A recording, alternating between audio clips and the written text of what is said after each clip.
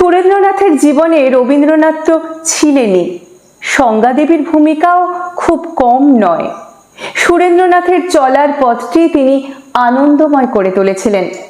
৩৭ বছর একসঙ্গে তার সহধর্মিণী ও সহকর্মিণী রূপে দিনযাপন সংজ্ঞার কাছে ছিল পরম প্রাপ্তি।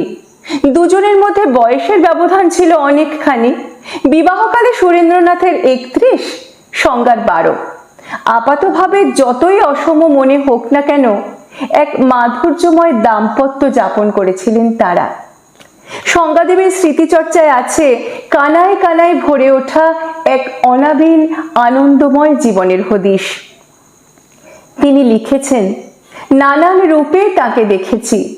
তার সুন্দর চেহারা, দেবতুল্য নির্মল চরিত্র আর ফুলের মতো নরম মনটি আমায় বারবার মুগ্ধ করেছে। সুরেন্দ্রনাথ ছিলেন অত্যন্ত রূপবান। তার মধ্যে ছিল শিশুর সারল্য। এই সারল্যই বোধহয় ছিল রূপ সৌন্দর্যের চাবিকাঠি।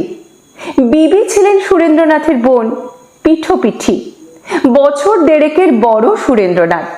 অবশ্য বিবি তাকে দাদা বলতেন না, নাম ধরে ডাকবার বদ অভ্যেস শেষ পর্যন্ত রয়েই গিয়েছিল। তার নিজের মুখে স্বীকার করেছেন বিবি। বিবি নিজেও ছিলেন নানা গুণে গুণান্বিতা। রবীন্দ্রনাথ তাকেও অত্যন্ত স্নেহ করতেন।